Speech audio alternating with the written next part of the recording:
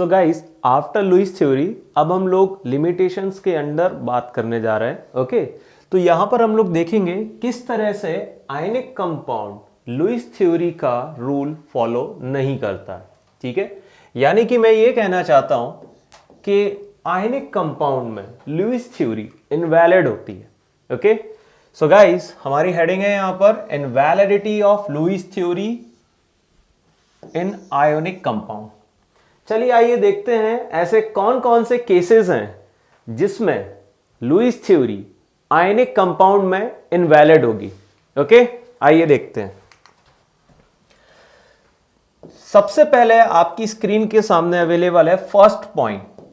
Okay, यहां पर देखिए क्या लिखा हुआ है, cations having 2 electrons in their outermost shell instead of 8 electron. Okay, यहां पर हम उन कैटायंस के बारे में बात करेंगे जिनके आउटर मोस्ट शेल या वैलेंस शेल में 8 इलेक्ट्रॉन होने चाहिए थे, यानी कि उनका ऑक्टेट कंप्लीट होना चाहिए था। बट इंस्टीड ऑफ 8 इलेक्ट्रॉन उनके वैलेंस शेल में 8 से कम इलेक्ट्रॉन्स अवेलेबल हैं। कितने इलेक्ट्रॉन्स अवेलेबल हैं दोस्तों? Only 2 electron, only 2 electrons. जैसे कि आपकी स्क्रीन के सामने एज अ एग्जांपल मैंने यहां पे लिया हुआ है Tl plus cation, okay, Pb2 plus cation. ये वो कैटायंस हैं जिनके वैलेंस शेल में, जिनके आउटर मोस्ट शेल में 2 इलेक्ट्रॉन्स अवेलेबल हैं इंस्टीड ऑफ 8 इलेक्ट्रॉन। मैं बोल सकता हूं कि ये रिस्पेक्टिव कैटायंस लुईस थ्योरी को फॉलो नहीं करते। ओके, यानी कि इनके आयनिक कंपाउंड में लुईस थ्योरी इनवैलिड होगी। अगर हमारा लेड किसी का आयनिक कंपाउंड बनाता है, हमारा थैलियम किसी के साथ आयनिक कंपाउंड बनाता है, तो लुईस थ्योरी वहां पर इनवैलिड होगी। सिमिलरली एक और एग्जांपल है मेरे पास, बिस्मथ। यहां पर आप देख सकते हैं Bi3+ आयन की फॉर्म में अवेलेबल है, जिसका इलेक्ट्रॉनिक कॉन्फ़िगरेशन कुछ इस तरीके से है, xenon of 4f15 5d10 6s2। Okay, सो दोस्तों यहां पे इंस्टीड ऑफ 8 इलेक्ट्रॉन कुछ और ही क्वांटिटी अवेलेबल है इलेक्ट्रॉन्स की। ठीक है, सो अगर बिस्मथ भी इन फ्यूचर आयनिक कंपाउंड बनाता है तो कहीं ना कहीं लुईस थ्योरी उसमें भी इनवैलिड होगी। ठीक है, तो सबसे पहला फंडा और पहला इंपॉर्टेंट पॉइंट तो यही है कि ऐसे कैटायंस जिनमें 2 इलेक्ट्रॉन अवेलेबल हैं आउटर मोस्ट शेल में instead of 8 electron, these are invalid in ionic compound. ठीक है, मतलब कि लुईस थ्योरी वहां पे इनवैलिड होगी। आगे बढ़ते हैं। ठीक है, चलिए सेकंड पॉइंट को देखते हैं। अब हम और आगे की बात करते हैं। ऐसे cations whose having 18 electron in their outermost shell instead of 8 electron, यानी कि ऑक्टेट का एक्सपेंशन करने वाले कैटायंस, ऐसे कैटायंस जिनके आउटर मोस्ट शेल में 8 इलेक्ट्रॉन नहीं है, 8 से ज्यादा है, और ज्यादा भी मतलब फिक्स कर दिया गया, वेरिएबल नहीं बोल रहा हूं मैं आपसे ये नहीं कह रहा हूं कि 9 इलेक्ट्रॉन है, 10 इलेक्ट्रॉन है, 11 या 12, 8 से ज्यादा है और वो फिक्स है। कितना? 18 इलेक्ट्रॉन वैलेंस शेल में अवेलेबल है उस रिस्पेक्टिव कैटायन के, और वो कैटायन जस्ट सपोज के आयनिक कंपाउंड बनाता है, तो लुईस थ्योरी वहां पर इनवैलिड हो जाएगी। ठीक है, सो जैसे कि एग्जांपल के लिए जिंक 2+ को लिया गया है, जिसका जनरल इलेक्ट्रॉनिक कॉन्फ़िगरेशन इस वक्त स्क्रीन के सामने लिखा हुआ है, neon of 3s2 3p6 3d10। Okay, so now guys, अब Zn2+ मान लीजिए कि आयनिक कंपाउंड बना रहा है, इसके पास 18 इलेक्ट्रॉन है, आपको साफ साफ दिखाई दे रहा होगा, 2 + 6 8 + 10 18। Okay, instead of 8 electron it is having 18 electron. That means what? Zinc के आयनिक कंपाउंड में लुईस थ्योरी इनवैलिड होगी। ओके, चलिए आगे बढ़ते हैं, आगे देखते हैं। थर्ड पॉइंट पे नजर मारते हैं गाइस। थर्ड पॉइंट, ठीक है, ऐसे cations whose having different number of electron in their outermost shell. अब डिफरेंट की कहानी यहां पे दिखाई जाएगी। डिफरेंट का मतलब यह है कि अगर मैं फ्रेम ऑफ रेफरेंस ऑक्टेट को ले लूं, मान लीजिए कि फ्रेम ऑफ रेफरेंस है ऑक्टेट कंप्लीशन, यानी कि स्पीशीज में 8 इलेक्ट्रॉन्स का प्रेजेंट होना। तो उस फ्रेम ऑफ रेफरेंस यानी कि 8 इलेक्ट्रॉन के सामने अगर 8 से कम हो गए वो भी डिफरेंट हो गया, 8 से ज्यादा हो गए वो भी डिफरेंट हो गया। यहां मैं फिक्स नहीं बोल रहा हूं कि क्या क्वांटिटी रहेगी इलेक्ट्रॉन्स की, ठीक है। जैसे कि आपकी स्क्रीन के सामने एक एग्जांपल अवेलेबल है आयरन 2+ कैटायन का। It is having electronic configuration what, neon of 3s2 3p6 3d10। Okay, just a minute, इसको मैं 10 कर देता हूं बच्चों, ठीक है। It is 3d10। सो आप देख सकते हैं कि यहां पर इस वक्त आयरन 2+ के पास 14 इलेक्ट्रॉन अवेलेबल है, जो कि 8 इलेक्ट्रॉन से ज्यादा है। यह बात सच है कि यह ऑक्टेट का एक्सपेंशन शो कर रहा है, ठीक है। तो अगर मैं आयरन का कोई भी आयनिक कंपाउंड अज्यूम करूं, ठीक है, तो मैं बोल सकता हूं कि इसमें भी लुईस थ्योरी इनवैलिड होगी, ठीक है। एक और एग्जांपल है आपकी स्क्रीन के सामने, that is Cr3+, chromium 3+ cation. इसका इलेक्ट्रॉनिक कॉन्फ़िगरेशन इस वक्त क्या लिखा हुआ है, 3s2 3p6 3d10, sorry 3d3। यहां पर मैं शायद गलती कर गया, मुझे लगा कि यहां पर 3d10 आना चाहिए था, जबकि यहां आएगा 3d6। सही लिखा हुआ है ये, ठीक है, ये लिखा हुआ है 3d6, सॉरी मैं गलती कर गया। 6 + 6 12 + 2 तब जाके ये 14 हुआ है। ओके, मुझे लगा कि 3d10 आएगा। तो क्रोमियम की अगर मैं बात करूं तो जरा क्रोमियम 3+ कैटायन को देखते हैं, 3s2 3p6 3d3। Total electron आपको दिखाई दे रहे होंगे कितने हैं, 11, जो कि 8 इलेक्ट्रॉन से तो ज्यादा ही है, ऑक्टेट से तो ज्यादा ही है। तो मैं ये कहूंगा कि अगर क्रोमियम हमारा कोई आयनिक कंपाउंड बनाता है, तो क्रोमियम अगर आयनिक कंपाउंड बनाए तो लुईस थ्योरी वहां पर इनवैलिड होगी। किस केस में, क्रोमियम 3+ कैटायन के केस में, ठीक है। सिमिलरली आयरन 2+ कैटायन के केस में इनके रिस्पेक्टिव आयनिक कंपाउंड क्या हैं, इनवैलिड होंगे लुईस थ्योरी के करस्पॉन्डिंग। आगे बढ़ते हैं। अब हमारा एक नया टॉपिक स्टार्ट होने जा रहा है, that is valence bond theory, ठीक है। केमिकल बॉन्डिंग में वैलेंस बॉन्ड थ्योरी का अपना एक इंपॉर्टेंस है, ठीक है। इस टॉपिक के अंदर हम लोग हाइब्रिडाइजेशन की सिचुएशन को बिल्कुल जस्ट स्टार्टिंग फेज से एनालाइज करना सीखते हैं। सबसे पहले हम यह सीखते हैं कि स्पीशीज के बीच में जब कोई भी केमिकल बॉन्ड बनता है तो या तो वो सिंगल बॉन्ड होता है, या तो वो डबल बॉन्ड होता है, या फिर वो ट्रिपल बॉन्ड होता है, ठीक है।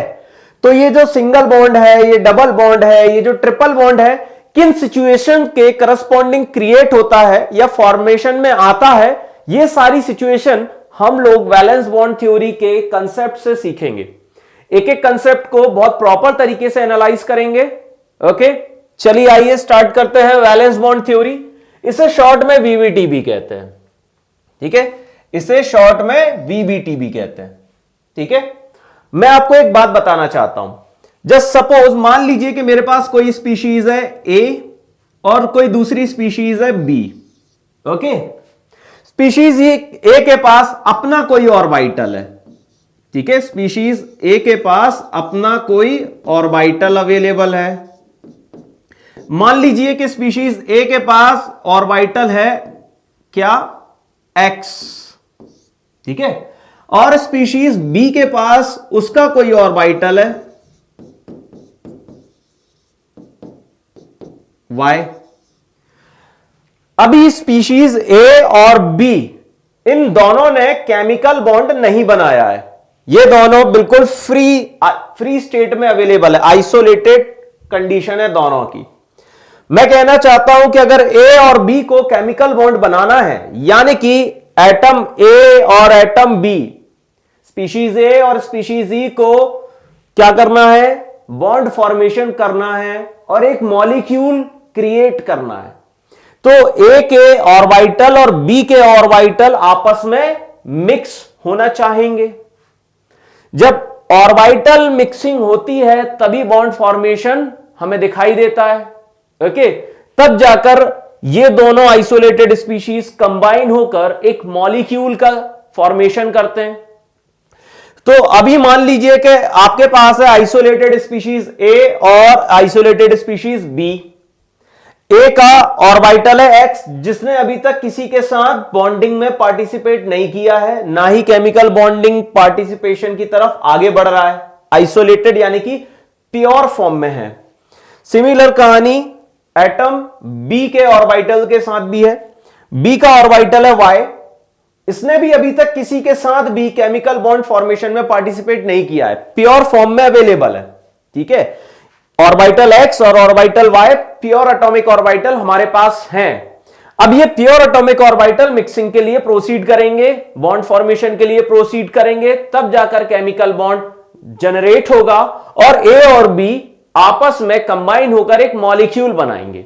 ठीक है, तो according to valence bond theory मैं बेसिक डेफिनेशन कवर करूंगा। सबसे पहले ऐसा माना जाता है, it is considered that pure atomic orbitals are involved in the bond formation. यह बात मैंने जस्ट अभी अभी क्लियर कर दी। अब जस्ट इमेजिन जो ऑर्बिटल ऑलरेडी बॉन्ड बना चुके हैं, जो ऑलरेडी पहले से ही यूज होके बैठे हैं, जिनका इन्वॉल्वेशन कहीं और है, वो क्यों अपना इन्वॉल्वेशन दूसरी जगह देगा? यानी कि बॉन्डेड सिचुएशन दोबारा बॉन्ड बनाने के लिए काबिल नहीं होती। ठीक है, आगे बढ़ रहा हूं मैं। तो सबसे पहले हम लोग यहां पर बात करेंगे types of covalent bond. Covalent का क्या मतलब है, ये मैं आपको पहले ही बता चुका हूं जब कोवैलेंट बॉन्ड मैंने पढ़ाया था। एटम ए और एटम बी अपने अपने इलेक्ट्रॉन्स शेयर करेंगे और अपना अपना ऑक्टेट पूरा करेंगे, तब जाकर एक केमिकल बॉन्ड बनता है। ठीक है, उसे कोवैलेंट बॉन्ड कहते हैं। कोवैलेंट बॉन्ड में सिग्मा बॉन्ड भी आ सकता है, पाई बॉन्ड भी आ सकता है, इसमें कोई दो राय वाली बात नहीं है। ठीक है, तो जरा देखते हैं आगे की कहानी धीरे धीरे। सबसे पहले हम बात करेंगे सिग्मा बॉन्ड की। तो दोस्तों अभी तक आप लोगों ने सिर्फ और सिर्फ सिंगल बॉन्ड, डबल बॉन्ड और ट्रिपल बॉन्ड ये नाम सुने हुए हैं। तो सबसे पहले अगर मैं बात करूं कि what is mean by sigma bond, तो दोस्तों सिग्मा बॉन्ड का मतलब होता है सिंगल बॉन्ड। ठीक है, इसका मतलब होता है सिंगल बॉन्ड।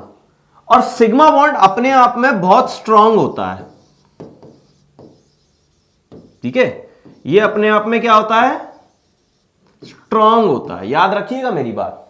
ठीक है, तो सिग्मा बॉन्ड क्या लिखा हुआ है? It is formed by head on और axial overlap of two atomic orbital. मान लीजिए कि मेरे पास दो एटॉमिक ऑर्बिटल हैं लाइक दिस। ठीक है, सुनना मेरी बात, two atomic orbitals, two atomic orbitals. मेरे पास दो एटॉमिक ऑर्बिटल्स हैं, एक मान लीजिए कि मेरे पास अवेलेबल है x और दूसरा एटॉमिक ऑर्बिटल मेरे पास अवेलेबल है y। ओके, अब ये दो एटॉमिक ऑर्बिटल क्या करेंगे? हेड ऑन ओवरलैपिंग करेंगे या फिर एक्सियल ओवरलैपिंग करेंगे। ठीक है, मान लीजिए कि मेरे पास जो एटॉमिक ऑर्बिटल x था वो इस तरीके का है, स्फेरिकल शेप का, और जो y है ये भी मान लीजिए, अज्यूम कर लीजिए कि मेरे पास स्फेरिकल शेप का ही है। ठीक है, स्फेरिकल शेप का ही है। तो स्फेरिकल शेप से मुझे क्या माइंड में क्लिक हो रहा है? मेरे माइंड में यह बात आ रही है कि जब मैं 11th क्लास में फिजिकल केमिस्ट्री के अंदर एटॉमिक स्ट्रक्चर नाम का चैप्टर पढ़ रहा था, तो क्वांटम नंबर के जस्ट बाद ऑर्बिटल की कहानी मुझे वहां बताई गई थी। किसकी कहानी बताई गई थी? ऑर्बिटल की कहानी मुझे बताई गई थी। ठीक है, सो एस ऑर्बिटल मैं कैसे देखूंगा? मुझे दिख रहा है कि स्फेरिकल है दोनों। क्या है? दोनों स्फेरिकल हैं। समझ में आ रही मेरी बात? तो अगर दोनों स्फेरिकल हैं तो एक्स और वाई को मैं एस और एस बोल ही सकता हूं। This is my S orbital. ठीक है, this is my S orbital. ये भी मेरे लिए क्या है? एस ऑर्बिटल है।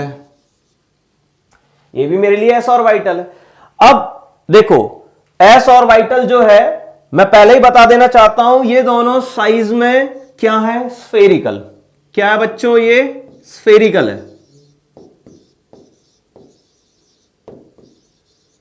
ठीक है, स्फेरिकल इन शेप। ठीक है, स्फेरिकल इन शेप।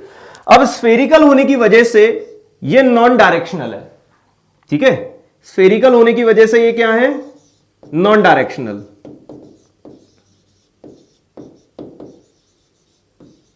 ठीक है, नॉन डायरेक्शनल की वजह से मैं बोल देता हूं कि यहां पर क्या होगा, नॉन डायरेक्शनल की वजह से यहां पे क्या बोल दूं मैं कि भैया नॉन एक्सियल है। ये क्या है, यहां पर मैं लिख देता हूं, ये है हमारे लिए नॉन एक्सियल। तो इतनी कहानी मुझे क्लियर हो गई अभी के लिए। किसके लिए, अभी के लिए।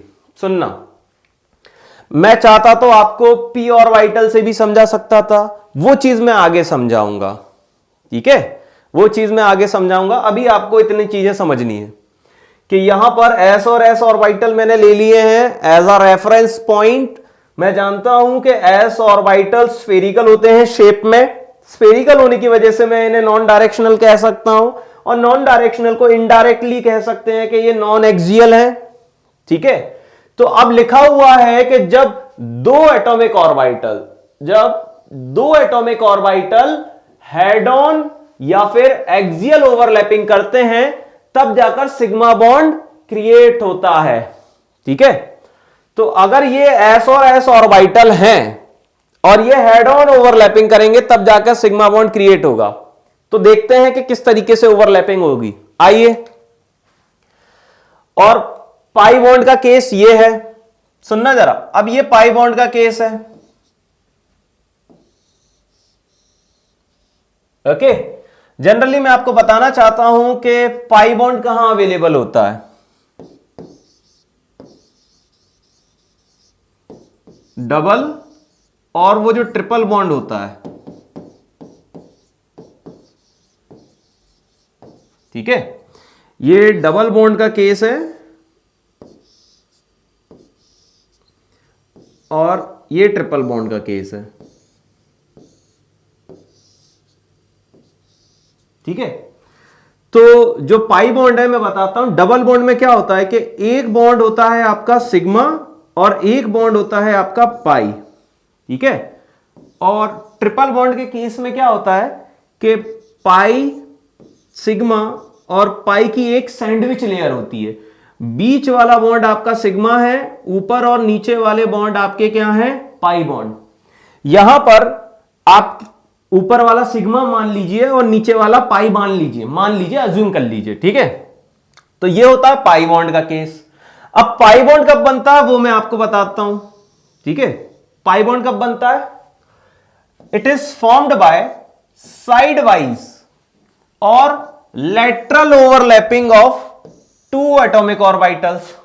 यानी कि जब दो एटॉमिक ऑर्बिटल, ठीक है, मान लीजिए कि भाई मेरे पास दो एटॉमिक ऑर्बिटल हैं, ठीक है।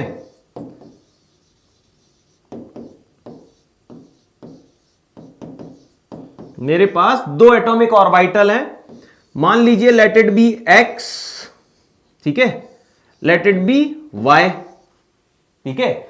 जब ये दो एटॉमिक ऑर्बिटल कौन सी मिक्सिंग करेंगे, side wise overlapping, side wise या फिर लेटरल ओवरलैपिंग, ठीक है।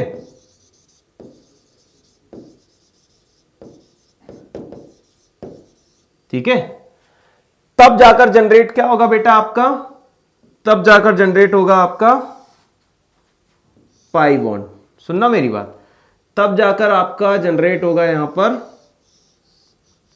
पाई बॉन्ड, ठीक है। तब जाकर जनरेट होगा आपका पाई बॉन्ड, ठीक है। ये कहानी है, ये आपको समझनी है। अब दोनों तरीके से ओवरलैपिंग में आपको सिखाऊंगा, ठीक है। यानी कि मैं हेड ऑन भी सिखाऊंगा और साइड वाइज भी सिखाऊंगा। साइड वाइज को हम लोग लेटरल भी कहते हैं और हेड ऑन को हम लोग एक्सियल भी कहते हैं, ठीक है।